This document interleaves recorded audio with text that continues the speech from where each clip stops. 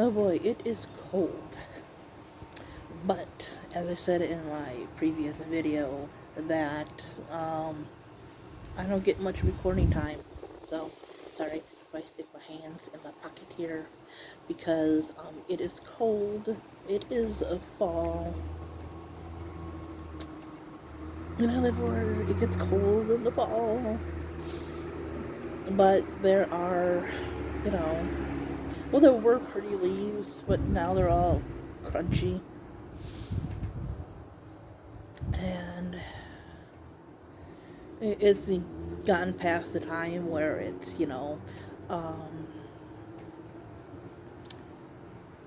spooky and colorful, and now it's just cold and crunchy. So, very sorry that I have to be doing videos like this, but it is what it is. So, get my cup. And I am going to be talking about the Ballad of Songbirds and Snakes. I did a short review on this the year it came out when I read it, but I just feel like this book needs its own review, its own video. So, for those of you who may not know, the Ballad of Songbirds and Snakes is the prequel to the Hunger Games trilogy. So, a little bit of my history with the series. I seen the movie when it came out. Well, when did it come out? Like 2012. And I had literally no idea what this thing was about, right? I had heard of it, but it was like, I didn't know anything about it, right? I hadn't done research. It wasn't anything that was like on my TBR, and at that time I didn't know what a TBR was because I wasn't on BookTube and stuff like that, so I was just reading. And I seen the movie, and I don't hate the movie. The movie is okay. I think it has a fantastic score. I think the acting was really good, but there were some things that just could have been better. And so I didn't think too much about it, right? I kind of wanted to read it, after I seen it and everything. I just never got to it. But that same year, I ended up moving and stuff. And I found the book in a thrift store. I don't know if it was that same year or the same year after, because my sister, she was watching Catching Fire, and I decided I don't want to see the second movie if I'm going to, read them. I want to start reading them before I watch any more of the movies, right? So, whenever Catching Fire came out, when it was available on DVD, is when I started reading The Hunger Games. So, I think that's like 2013, 2014, something like that. And I read the book and I fell in love with the book. Like I said, I own the movie. It has its good points, but I really loved the book, right? I loved, that we had a more realistic character, right? Because a lot of characters, and no, like, shade or whatever you want to call it to any of them, but they're always, like, living in nice houses, even if they have, like, a lot of problems, right? They're always in the suburbs and nice houses and stuff like that, but you have this person that is, struggling to survive, and that's what a lot of people face. Maybe not in the dystopian, my president is a dictator kind of thing, but there are a lot of people that are taking care of their families and stuff, right? A lot of kids. There are older siblings that are dealing with certain things. There, are family issues and, poverty and all that other stuff. So I like that it touched on a lot of that stuff, right? And I love the other two books. I like Catching Fire and Mockingjay. Sometimes I kind of go back and forth on which one of those two I like better. Um, Sometimes I like Mockingjay just because it's a little bit different. I feel Catching Fire is very similar to the first one. I mean, they do an entire Hunger Games again, but I do like that we got more characters in that, and we got a little bit more history of things like the Mockingjay pin, and um, we learned about Haymitch's games, and that her mother was friends with the girl that originally had the pin. You know, they cut Madge out of the movie and everything, so that plot line was all gone. So I liked all that, you know. And when we got to the Ballad of Songbirds and Snakes, because I always thought a prequel would be nice, because there's so many different characters, and there's like 12 districts and everything, and there's just so much you can do with that series. When I heard what it was about, I wasn't disappointed like a lot of people, because it is about President Snow in his younger days. And a lot of people were mad. They wanted Joanna's games, they wanted Haymitch's games, they wanted Finnick, and all this. And I still want all that stuff, right? I think like a book of short stories about different games, not like a whole novel, but like maybe short stories would actually be pretty cool. I when I heard about it, you know, I wasn't disappointed like a lot of people. I thought, okay, maybe villain origin story, that might be interesting, right? And when we got a little snippet and we learned that Tigress was his cousin and everything, I thought, okay, this really could be interesting, because this is a person that kind of helped the rebels, like, you know, kill this guy, you know? And, you know, I thought, okay, she's actually his cousin. This might be interesting. And I'm going to say something that I don't know if it's going to make a lot of sense to people, but in some Hunger Games fan groups and some like book groups on Facebook, some people were like, yeah, I agree, so I know I'm not alone in this. I felt that it was good as a book, as a story, but poor and disappointing as a Hunger Games book, right?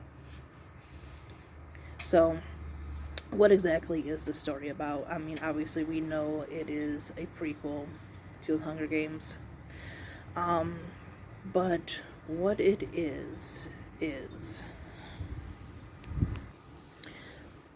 So it's about Snow, whose name is Coriolanus, or Coriol, as his close, you know, friends or family call him. And this is about when he's like, I think 17, 18, he's at the academy in the capital, and it is time for the 10th Hunger Games. So if you know anything about the original plot, because in the first book we're in like the 74th games, right? So it's been going on for like 74 years when Katniss goes in. So there are mentors and everything in Katniss's time, but we have to remember these are only the 10th, and there are 12 districts, so not everybody has mentors yet, right? Actually, mentors aren't a thing. So they come up with this idea to pair capital children with tributes, right?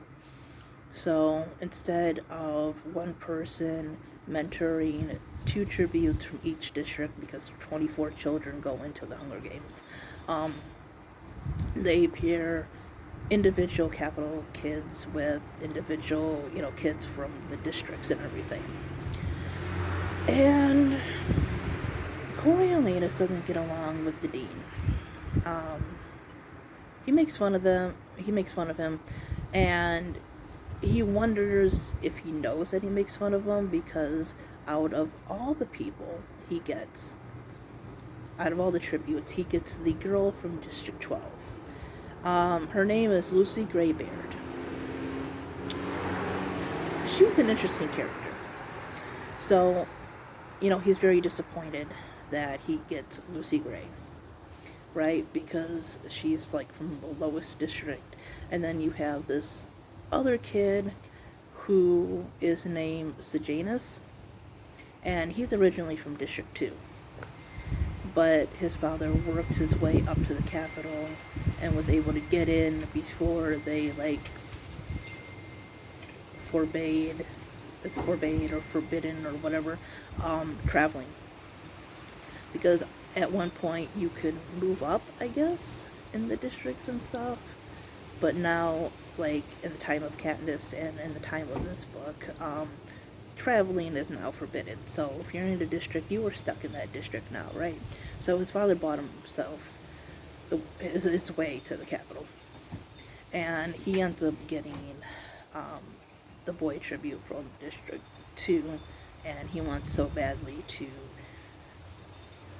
change with Choreo because, he knows this kid, and, he obviously knows what the games are and everything, but Lucy Gray is very outspoken, very colorful, very different, and Choreo basically knows that he can use certain things to his advantage. It was interesting to see certain things. So I'm going to go over, because I wrote down one little notebook, some of the good things. So we have lots of characters. I felt Sejanus was a very interesting character. He was very, it seemed a very mix of Prim and Peeta, right? I liked that, we seen Tigress. I thought her character was interesting. The grandmother was interesting. She was very patriotic to Panem, right? And, it was interesting because we got a different perspective. Because we were in 12 and stuff with Katniss, and now we are in the capital, so we see a different perspective of things. It's a little different than Katniss's time because they don't really watch and celebrate the games like they do at her time. A lot of people still think it's quite barbaric. People in the capital, I mean. And we learned the origin of the Hunger Games. We learned the origin of a couple things, like songs and stuff. But that's kind of where some of the bad stuff sets in for me. And I'll eventually get to that. So, like I said, I like that we had different characters. I like that Lucy Gray was outspoken and Sejanus was outspoken, but I felt some things were kind of over the top, right? So, we remember in the first book about how Katniss volunteers for her sister. And, it's this whole big thing because people really don't volunteer. So, you remember that whole I Volunteer as Tribute thing, right? It was very emotional. I mean, the movie did it very well, too. So, in this one, obviously they have a different mayor and everything, because, 64 years before her, the original trilogy. Lucy Gray and her family, I guess it is, her mom and dad have been killed, but they're, travelers and stuff, right? And she likes to wear very, colorful dresses, and she has, pet snakes or something like that. Yeah, I think they're her pets. And at the reaping, she starts singing, she puts snakes down a girl's dress, and she gets, punched, if I remember correctly, and then she starts singing. And I'm just reading this, or actually I was listening to it, and I'm like, really? I mean, it just... The book itself didn't really feel dystopic in the way that the original trilogy felt. It didn't have that atmospheric, you know, sense to it, you know.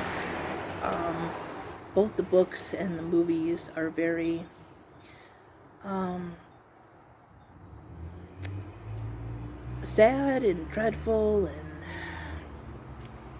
and I mean, not that this book didn't have its moments, but it was just, they all felt very atmospheric, right? They all felt just a certain way, a certain tone.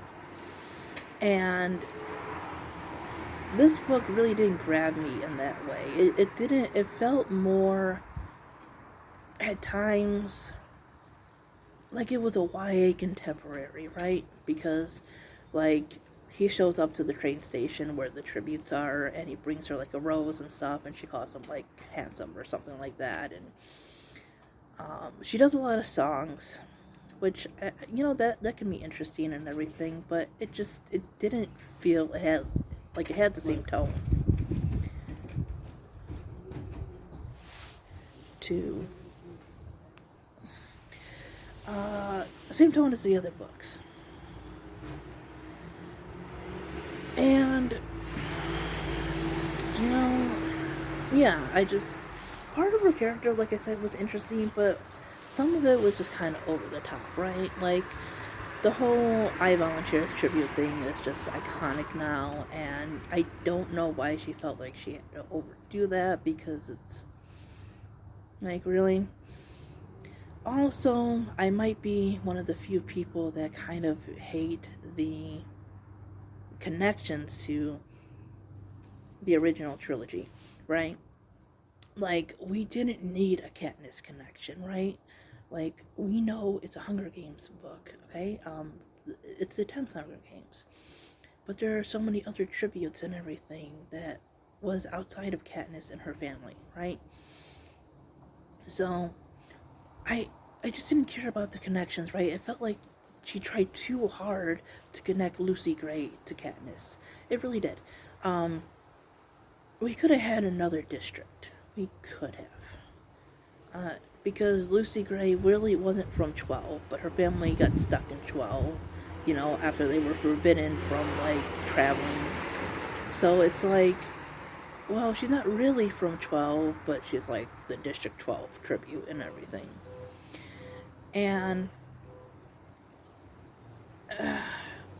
the thing about the songs is, yeah, I guess it's interesting to know where the songs came from and everything, but we really didn't have to connect them to Katniss, right?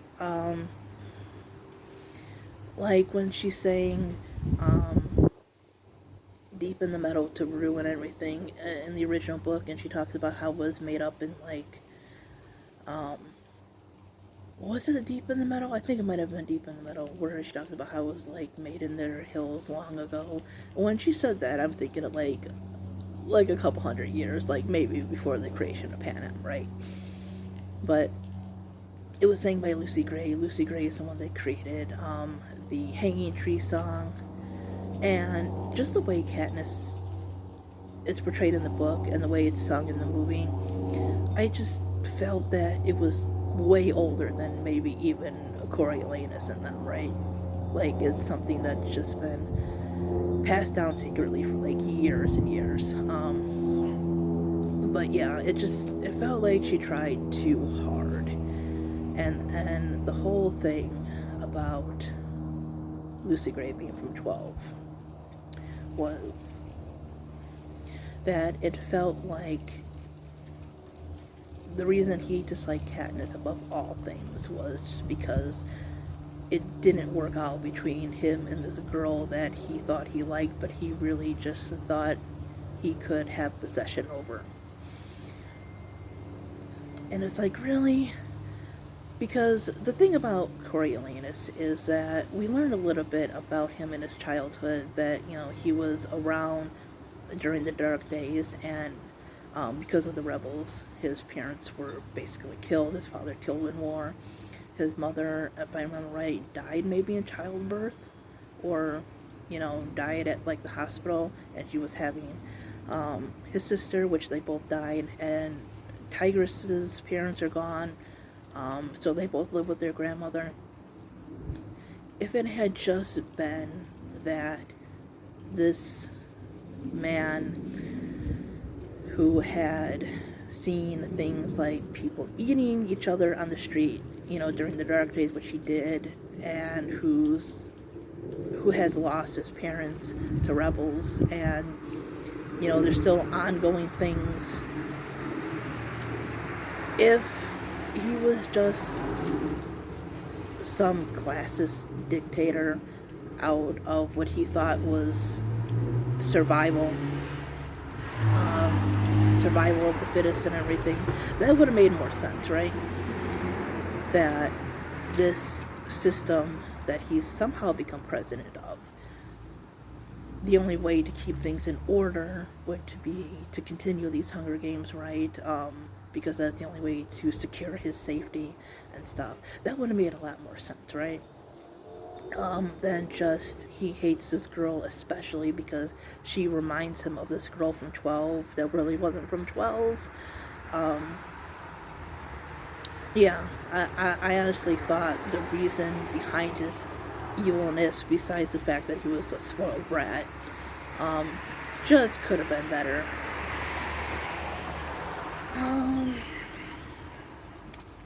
And we never really we know that he fired her or whatever from being a stylist, but there has to be more, right? You would think, between him and Tigress. I would think. I felt we could have had more backstory on those two. The other thing is, it's told in third person versus first person point of view, like the original trilogy was, and I get it, she wanted to try a different perspective, but I just didn't get the point. I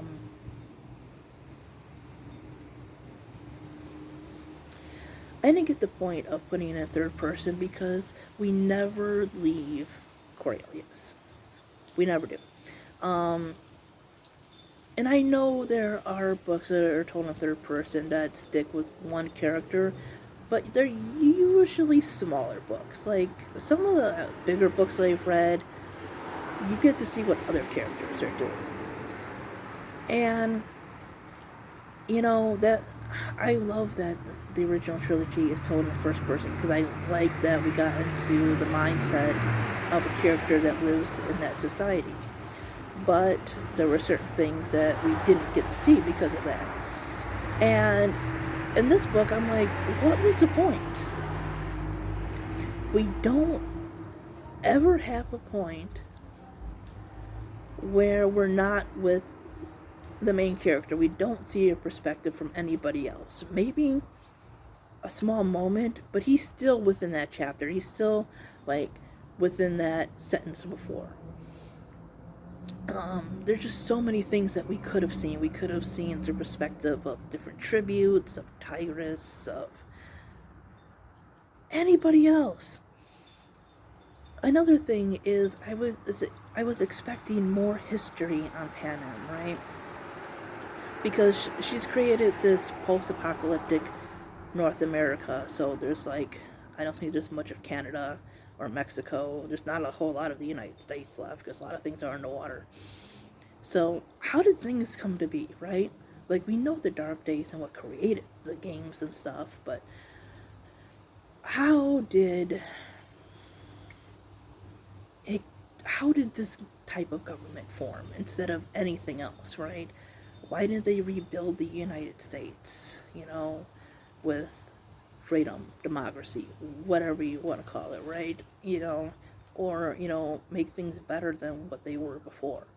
How was it that you have this one city where all the wealthy people just gravitate towards, right? They just all live in the same spot? Because, there are, wealthy people that live, all over the place right now. And then you have these districts and stuff. How do they pick which district did certain things? I guess it really depends on where you're at. Like, if you're more towards the ocean or a lot of lakes, I could see that being District 4. That would make sense. Um, but, there's like one for livestock and one for transportation, and, I've been in states where they have both cities and farmland, so how did Pan Am as a country itself form, right? How old is Pan Am? Because like his grandmother is singing like this, like I said, patriotic song and everything. So in order for them to have that kind of patriotism, I would think the country has been around for enough time for that to happen, right? But it's like we got no true history of that. What about the Avoxes? Because he talked about his grandmother pointing out Avoxes when he was small, I think like during the dark days and everything. So when did that concept happen, right? What about the president? How did he become president? Um, how did they get the president that they have in the Ballad of Songbirds and Snakes? Um, you know, were people allowed elections at one time? Were people in the districts allowed elections? How does any of that happen? We just don't get a lot of history. I wanted different perspectives, right? I wanted to see different districts. We already got to see District 12.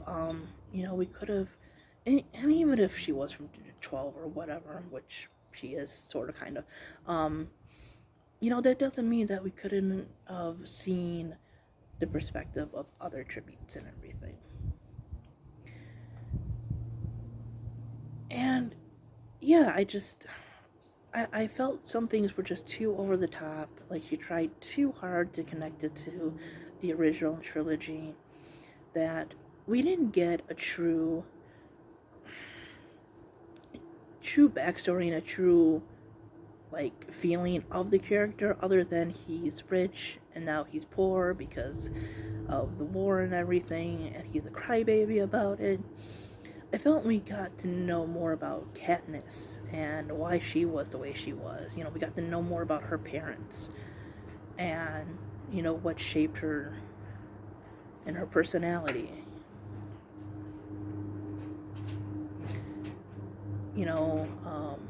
Her father teaching her how to hunt and singing and all that other stuff. And, pita and the bread and, stuff, and her mother's depression. And, we just got to know why that character was the way that she was.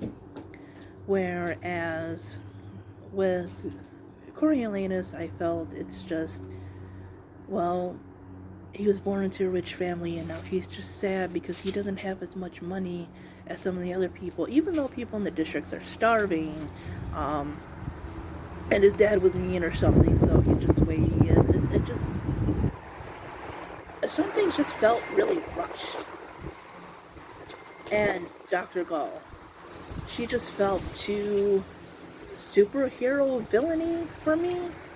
I just didn't get how this person was allowed to do certain things and stuff.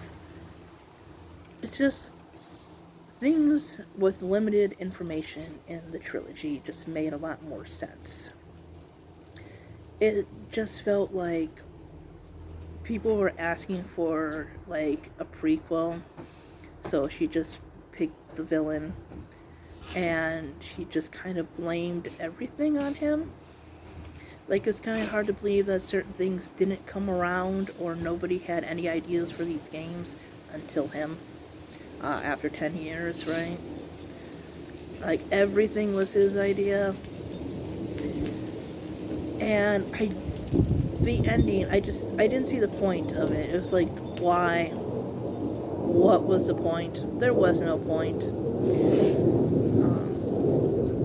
But yeah, I didn't hate the book. I just felt that for a long book, a lot of it was rushed and a lot of information was just crammed in at the end, that he's the one that came up with all this stuff, and, he hates 12 because it's this girl and everything, and it just, I don't know, it just could have been so much better. I was waiting years for a prequel, and it just, the tone was so different. It didn't feel like a dystopic novel. Yeah. But I did like the characters, you know. I thought it was an interesting story. I don't think it's as good as the trilogy. I do kind of hope for more books because maybe she can expand on more things. And maybe it wouldn't have been so bad, like I said, if she didn't have all that origin info dump at the end. But I would say still read it. It's still an interesting book. It's not a bad book. It's not a badly told story. It's just not great as a prequel. Like, it leaves a lot of questions unanswered, right? And it just felt like anything she did answer was just too easy. But that's just my perspective. I still bought the book. I read it now twice. But I don't think I'm going to pick it up as fast as some of the other ones.